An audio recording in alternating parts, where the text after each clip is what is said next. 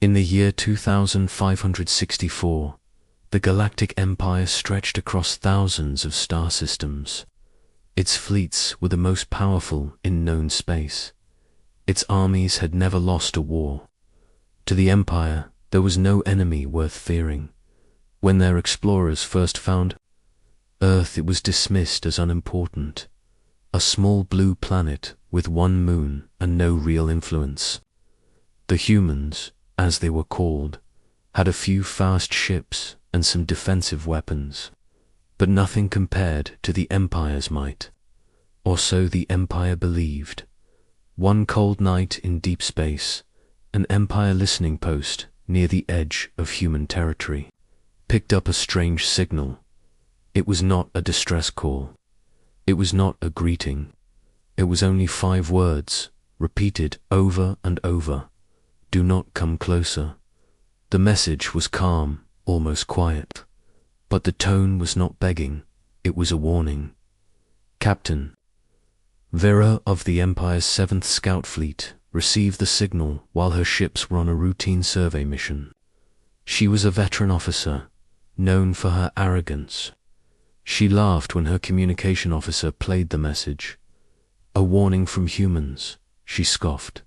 Do they think they can scare us? The rest of the crew laughed with her. Humans had never attacked an Empire ship. They had never even raised weapons during border inspections. To the Empire, humans were cautious traders, not warriors. Ignoring the message, Vera ordered her fleet forward. 6 sleek scout ships cut through the darkness of space, heading deeper into human-controlled sectors. At first, everything was normal. The stars shone cold and bright in the void. The ship's engines hummed. The crew relaxed at their stations. Then, without warning, the lights on the flagship flickered. For a brief moment, every display went dark. Report, Vera barked. Engines. Slowing, Captain, the helm officer said. Shields are offline. Weapons, offline too. On the other ships in the fleet, the same thing was happening. The crews scrambled to bring systems back online, but nothing worked. It was as if an invisible hand had reached into each ship and pulled out their hearts. Through the wide glass of the bridge window, Vera saw something that made her stomach tighten. The stars were moving. It was impossible. Stars did not move. Like that, but one by one, bright points of light shifted position. Some grew larger. Others faded. It was like watching the sky rearrange itself. Her communications officer gasped. Captain, those aren't stars, moving there, flaring up. Their temperatures are rising. Explain, Vera demanded. Something is making them burn hotter. If that continues, they'll destabilize. Before Vera could respond, the calm voice from the earlier signal came through every speaker on every ship in the fleet. The voice was human, but strangely empty of emotion. Turn back now. This is your second and final warning. There was no anger, no threat, just certainty. Vera's pride flared. Signaled them. Tell them this is Imperial space now, and they will surrender their weapons and technology immediately. The communications officer hesitated. Captain, I think they can hear us whether we speak or not.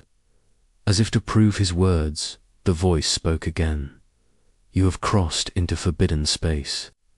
Leave, or your stars will burn.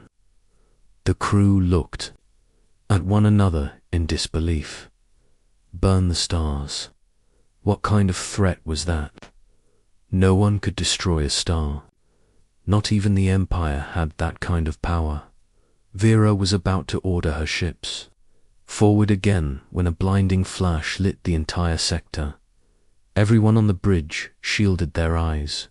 When the light faded, one of the distant stars had grown huge and red.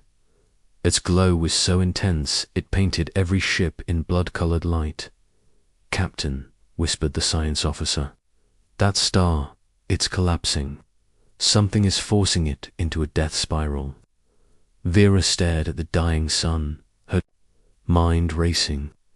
Even if it was true, even if the humans could somehow do this, she could not retreat. The Empire did not back down from threats. All ships, she ordered, her voice steady, continue forward. Prepare for engagement.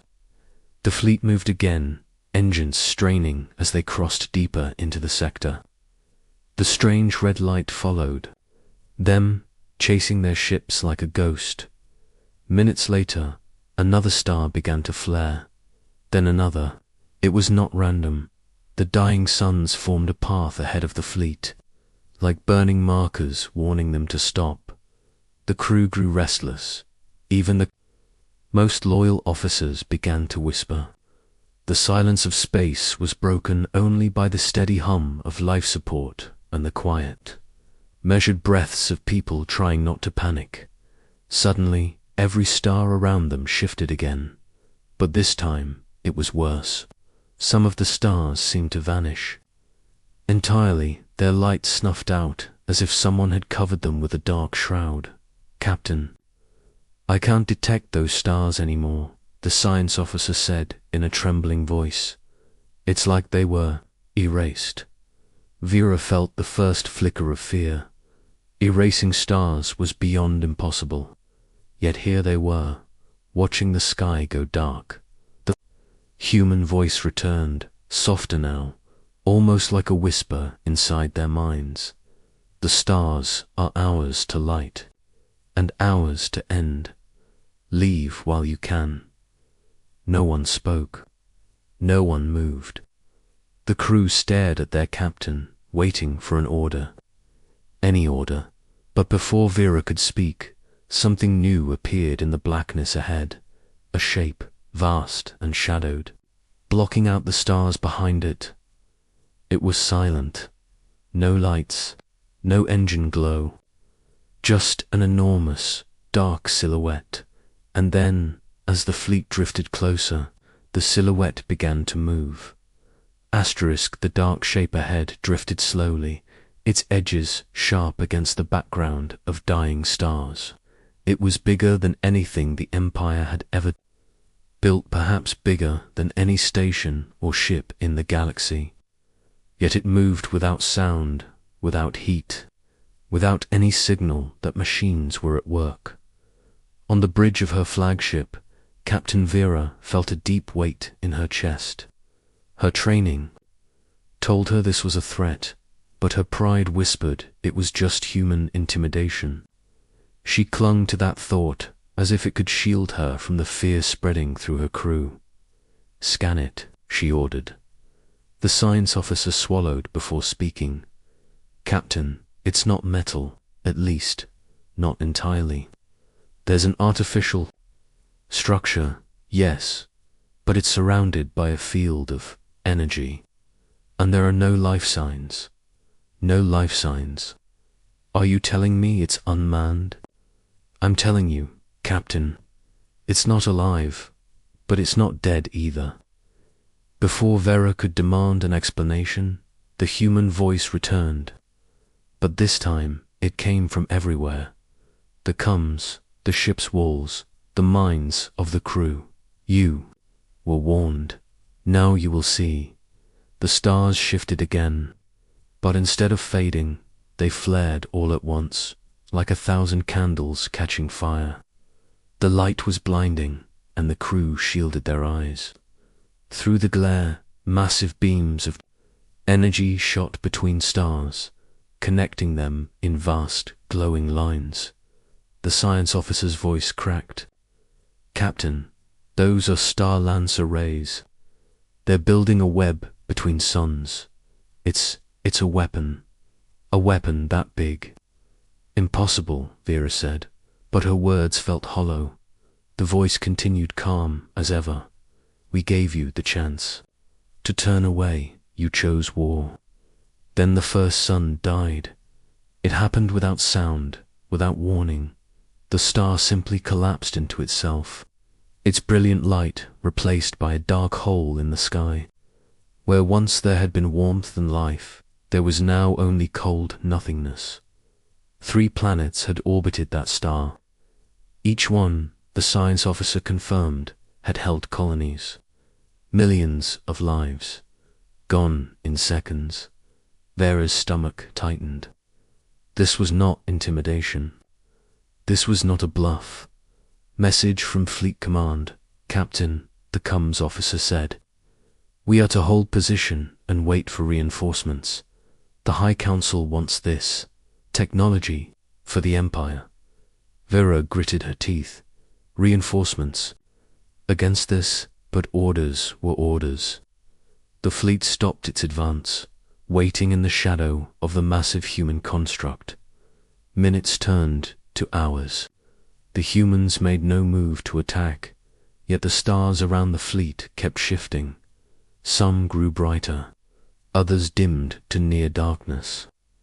It was as if the humans were rearranging the galaxy itself. Then, on the edge of the sector, an entire sun ignited, brighter than ever before, so bright it cast shadows on the fleet's hulls from light years away. The heat readings spiked on every scanner. The science officer turned pale. Captain, that sun isn't burning naturally. They're feeding it more fuel, somehow. If it keeps going, it will. The star exploded. The flash swallowed the darkness, filling the viewports with white light. Even shielded glass could barely dim it. When the light faded, nothing remained in that system. No planets, no moons, not even asteroid dust. Everything had been burned to vapor. A new message came through. Leave now, or your son will be next. The crew went silent. Even the most loyal Empire soldiers felt the icy grip of fear. No one had ever threatened the heart of the Empire itself. Captain, the comms officer whispered, I think we should. Enough. Vera snapped. We are the Empire. We do not retreat from savages with stolen toys. But deep inside, she knew this was no stolen technology. The precision, the scale, this was something the humans had built themselves, in secret, over years, perhaps. Centuries, a distant ripple of movement caught her eye. Through the viewing glass, she saw small human ships emerging from behind the black silhouette. They were tiny compared to the Empire's massive warships, their hulls dark and seamless. No heat signatures, no chatter. They moved like shadows. Across the void. Prepare weapons, Vera ordered. The gunnery officer hesitated. Captain, our targeting systems won't lock. They're invisible to sensors. They're right there, Vera pointed. The officer's hands shook. Yes, Captain, but the ship's systems can't see them. The human voice returned one final time. You still do not understand. We are not hiding from you. The stars themselves hide us. Before anyone could respond, beams of light erupted from the tiny ships, not aimed at the fleet, but at the nearest star. The sun's surface rippled, twisted, and then erupted in a boiling wave of energy that began racing outward. The science officer's voice was almost a scream. It's going to go nova. If that wave reaches us. The bridge shook as the fleet turned to flee, but it was already too late. The wavefront of light and plasma roared through space, swallowing the Empire's rearguard ships like insects in a wildfire. On her flagship, Captain Vera watched in stunned silence as her fleet was cut to pieces, not by enemy guns, but by the fury of a star the humans had turned into a weapon. Through the chaos, the human voice spoke again, cold and final. We do not need fleets. We have the sky. Asterisk, the destruction of the 7th Scout Fleet spread through the Galactic Empire like a shadow across a sunlit world. News of the humans' power, the ability to destroy stars, reached the High Council within hours. At first, some believed it was an exaggeration, the product of cowardly officers. But the sensor recordings told the truth. Entire suns had been turned into weapons. The council met in the great chamber on Arcor Prime, the jewel of the Empire. Its golden spires shone beneath the light of 3 steady suns, a light the humans had now threatened. High Admiral Korvac stood before the council members, his armored uniform glinting under the chamber's lights. His voice was deep and certain. "Humans are a threat unlike any we have faced," he said. "But they are not gods. They bleed like the rest, and I intend to make them bleed." The council approved his plan, a massive retaliatory fleet, the largest in Imperial history. Over 10,000 warships would gather, armed with the most powerful weapons the Empire possessed. If the humans could burn stars, then the Empire would burn Earth. 3 months later, the great fleet assembled at the border of human-controlled space. War drums echoed in every channel. Soldiers spoke of revenge, of showing these upstart primates the price of defiance. Admiral Korvac stood on the bridge of the Invictus, a dreadnought twice the size of any battleship in the fleet. His officers moved with mechanical precision. "Scouts report no human activity ahead," one officer said. Korvac's lips curled into a thin smile. "Then we will make the first move." The fleet advanced, a tide of steel and fire moving through the void. Their formation was perfect, a wall of war meant to crush anything in its path. But the deeper they moved, the quieter space became. There was no human fleet waiting, no stations, no civilian ships, only empty systems, their planets cold and lifeless. Then the stars began to die again, not one at a time, as before. This time, they vanished in groups, entire constellations blinking, out like candles in a storm. On the Invictus, the science officer's voice shook. "Sir, the pattern. The stars aren't just going dark, they're moving." Korvac frowned.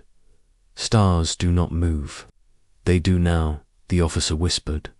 "Something is bending their positions. It's like the humans are rearranging the map of the sky itself." Far away, on a dead moon hidden in shadow, a single human sat in a silent command room. His name was Elias Ward, the supreme commander of Earth's defense grid. He watched the Empire's fleet on dozens of holographic displays, each ship tagged and tracked. His face was calm, almost cold. "They're right on schedule," Ward said to his crew of engineers and tacticians. One of them, a young woman named Kara, looked uneasy. "Sir, if we use the Black Star now, there's no going back. It will change the galaxy forever." Ward didn't look at her. "The galaxy changed the moment they ignored our warnings." Back in the war zone, the Empire's fleet detected a strange gravitational pull. At first, it was faint, almost unnoticeable. Then it grew stronger, pulling at every ship, no matter their engines or heading. "Sir, something massive is ahead," the sensor chief reported. "It's not a planet. It's not a ship. It's a collapsed sun." The main view screen lit up with the image. It was a sphere of pure blackness, surrounded by a faint halo of light. Stars behind it seemed to stretch and twist, as if reality itself bent around the object. Admiral Korvac's eyes narrowed. "A black hole." "No, sir," the science officer said, his voice almost a whisper. "Worse, it's controlled. They're moving it." The humans had taken a collapsed star, a black hole, and turned it into a weapon. The fleet was being dragged toward it. "Full reverse, engines to maximum," Korvac roared. Engines burned at full power, but the pull only grew stronger. Smaller ships began to drift off course, caught in the gravity well. They vanished into the blackness without a sound. Ward's voice came through every Imperial channel, calm and cold. We decide which stars live and which die. And now, Admiral, you and your fleet will join the dark. Panic spread through the Imperial armada. Some ships fired wildly at the black sphere, their weapons light bending and vanishing as it was swallowed. Others tried to flee, only to find themselves blocked by sudden bursts of stellar energy as nearby suns flared to life. The humans weren't just using the black star, they were herding the fleet toward it, using the very sky as a cage. One by one, ships were lost. The screams of their crews filled the comms until static replaced them. On the Invictus, Korvac clenched his fists. He would not go quietly, signal every ship still in range. We're breaking through on my mark. And aim all weapons at Earth's coordinates. If we die, we take their homeworld with us. But before he could give the order, something else happened. The black star pulsed. Not visually, not like an explosion, but the very space around it seemed to ripple. Every Imperial ship's systems flickered. Weapons went offline. Engines stalled. Shields collapsed. Korvac realized the truth, too late. The black star was not just a weapon of destruction. It was also a weapon of control. Through the dead silence, Ward's voice spoke again. This is not a war. This is a reminder. We are the keepers of the sky, and the sky does not belong to you. The gravity surged one final time. The Invictus and what remained of the Imperial fleet were pulled into the darkness. No light escaped, no signal returned, and then the black star vanished. The galaxy had seen war before, but never like this. For centuries, battles had been fought with fleets, armies, and weapons forged in forges or labs. But the humans had rewritten the rules. The black star was not just a weapon, it was a force of nature, chained and tamed by human hands. It was the kind of power that made even the most powerful species feel small, far from the front lines. In the war room buried deep beneath the surface of Earth, Commander Elias Ward studied the data feeds. Holographic displays showed every ship, every sun, every gravitational fluctuation in the war zone. Around him, the defense grid's crew worked in near silence. A young tactician, Kara, approached with a hesitant voice. Sir, the Empire's Second Fleet has entered the grid. They're bigger than the last one, and they've brought civilian transports. They're using them as shields. Ward didn't look away from the map. They think we won't fire if innocent lives are in the way. Kara lowered her eyes. Will we, sir? Ward's expression didn't change. If we don't, there won't be any lives left to save. In deep space, the black star reappeared. One moment the sector was empty, the next, the great sphere of darkness hung in the void, warping the light of distant stars. The Empire's Second Fleet halted. Their commander, General Taros, was more cautious than Korvac had been. He knew the stories. He had seen the recordings of the First Fleet's destruction. Keep our distance, Tharos ordered. We'll circle them, find their control ships. His advisors nodded, but the humans didn't wait. Without warning, stars in the surrounding systems flared and died in perfect sequence, their light forming patterns in the void. The Empire's ships began receiving transmissions, not words, but coordinates, burned into their displays.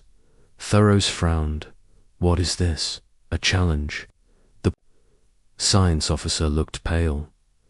Sir, those coordinates, they form a path, and it leads right to the black star. From Earth's war room, Ward gave the order. Activate the net.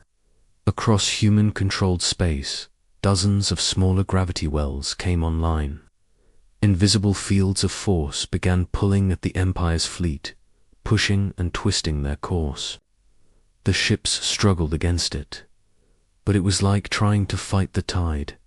One by one, they drifted closer to the Black Star. General Tharos realized too late what was happening. Full reverse. All power to engines. The fleet roared against the pull, engines burning bright, but the humans had calculated every move. Whenever a ship tried to escape, a nearby star would ignite or collapse, releasing waves of energy that blocked its path. It was like watching a predator herd its prey. Inside the Black Star's perimeter, space was not space. Time felt slow. Light bent and twisted. Ships entered one formation and emerged in another, their sensors showing impossible readings. Then, the humans revealed the second part of their weapon. From behind the Black Star, hundreds of human ships emerged, dark, silent, and invisible until they moved. They weren't massive battleships like the Empire's, but fast, precise hunters. They darted between Imperial vessels, placing small, glowing devices on their hulls. Magnetic mines, shouted an Imperial officer. Get them off. But they weren't mines. Moments later, the devices pulsed, and the Empire's ships froze. Not in space, in time. On the war room's display, frozen ships appeared like statues, locked mid-turn. Their engines still burning, but unmoving. Kara stared in disbelief. Temporal stasis fields. We perfected them. Ward's eyes stayed on the screen. Perfection was never the goal. Control was. General Tharos's dreadnought was the last ship moving. The Black Star loomed before him, a silent void that seemed to breathe.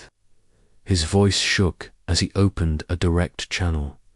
Humans, listen to me. You have proven your strength. But if you destroy us all, the Empire will send more and more, until Ward's voice interrupted, cold and sharp. Until what? Until the stars themselves run out. You don't understand, General. We are not fighting your fleets. We are fighting your future. Tharos's jaw tightened. Then finish it. Ward's voice was like stone. As you wish. The Black Star pulsed. Every stasis-locked ship began to drift toward it. Engines screamed against the pull, but nothing could break free. Smaller vessels vanished first, their hulls stretching and tearing as they crossed the event horizon. Then the larger warships followed, vanishing into nothing. Only Tharos's dreadnought remained. Ward gave a final command. Let one ship live. They must carry the message. The Black Star's pull weakened on Tharos's ship. With engines at maximum, it limped away, damaged and alone. Hours later, the dreadnought limped into the nearest Imperial outpost. Tharos delivered the message himself. His voice was low, almost hollow. They control the stars. They can burn them. They can erase them. And they can lock time itself. We cannot win. The outposts, Commander asked. What did they call this weapon? Tharos looked away, his eyes haunted. They didn't call it a weapon. They called it a warning. In the war room, Ward stood before the holographic map of the galaxy. Dozens of stars were marked in red. Stars the humans could kill with a single command. Kara approached quietly. Sir, do you think they'll come again?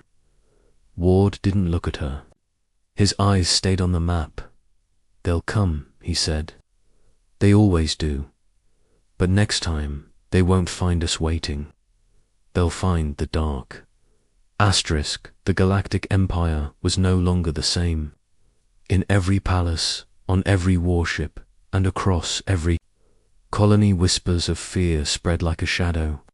No one spoke openly about the Black Star, but everyone knew the message had reached them. Humanity could kill stars. Humanity could erase worlds. And humanity was watching. On Arcor Prime, the High Council sat in emergency session. The chamber, once full of pride and arrogance, now echoed with uneasy voices. They will strike again, one counselor said. They don't need to, another replied bitterly. They've already won. High Admiral Korbach's seat was empty. No one had heard from him since his fleet vanished into the Black Star. General Tharos, the only surviving commander, stood before the council. His voice was steady, but his eyes were hollow. If we push them, he said, they will not stop at our fleets. They will burn our suns. Our capital will freeze. Our worlds will starve. We cannot fight them. The council chamber fell silent. On Earth, far from the Empire's halls of power, Commander Elias Ward stood on the balcony of the defense grid's central tower. Night had fallen, and the sky above was clear. He looked up at the stars, but not all of them were real. Some were human-controlled fusion flares, strategically placed to mimic the constellations. Others were dying suns, their light fading. As the defense grid slowly choked their fuel, Kara joined him, carrying a small datapad.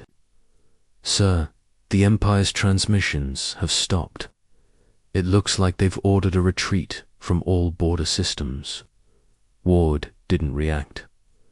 Good, let them retreat. The galaxy needs to remember what happens when they push us. Kara hesitated. Sir, some are saying we went too far. Entire colonies, millions of lives. Ward's gaze stayed on the sky. We warned them, twice. Far from both Earth and the Empire, in a quiet sector of space, a lone Imperial science vessel drifted. Its crew had been ordered to study the aftermath of the battles, to see if any of the humans' technology could be understood. The lead scientist, Dr. Ralvan, sat in his lab staring at the readings. This can't be right, he whispered. His assistant leaned over. What is it? Ralvan swallowed. These stars, they aren't just dead. They've been rewritten. The humans changed their physical constants, mass, temperature, fusion rates. This isn't destruction. It's engineering. Engineering for what? Ralvan looked out the viewport, his face pale. For control. They can shape the galaxy itself. Back on Earth, the defense grid's control room was quiet except for the hum of machines. Ward entered and stood before the master console, a massive circular display of the galaxy. Every star system was represented as a point of light. Some glowed white, others burned red, and a few were black, their light permanently gone. Update the list, Ward ordered. A technician typed, and dozens of new stars began to glow faint red. Kara frowned. Sir, that's a lot more than before. Ward nodded. The more they fear us, the less likely they'll test us again. But fear fades. We need reminders. Months passed. The Empire never returned to human space. Trade routes shifted. Borders changed. But in the quiet corners of the galaxy, strange things began to happen. In some systems, suns would burn brighter for a few days before dimming again. In others, stars would flicker like candles in the wind. Pilots spoke of seeing ghostly human ships passing silently between suns. No one knew if the sightings were real, but everyone believed them. One night, Ward walked alone along the cliffside. Near his home, far from the cities, the stars above were brighter than anywhere else. He stopped and stared at them. In the distance, one star flared, then vanished. He spoke softly, not to anyone in particular. We did not conquer the galaxy. We made it fear the dark. On Arcor Prime, an old counselor stood at his window, looking up at the night sky. He too saw the same star vanish. He turned away quickly, as if pretending he hadn't noticed might make it less real. But deep inside, he knew the truth. The humans had not just won the war. They had rewritten the rules of existence, and somewhere, far out in the black star waited, silent, patient, and eternal, in the galaxy's farthest reaches. Where light itself struggled to travel, a single human ship floated in the void. Its hull was black as space, its engines cold. Inside, its crew maintained a quiet vigil. They were the watchers, guardians of the defense grid, keepers of the black star. Their mission was simple: to wait, to watch, and, if necessary, to turn more stars to ashes.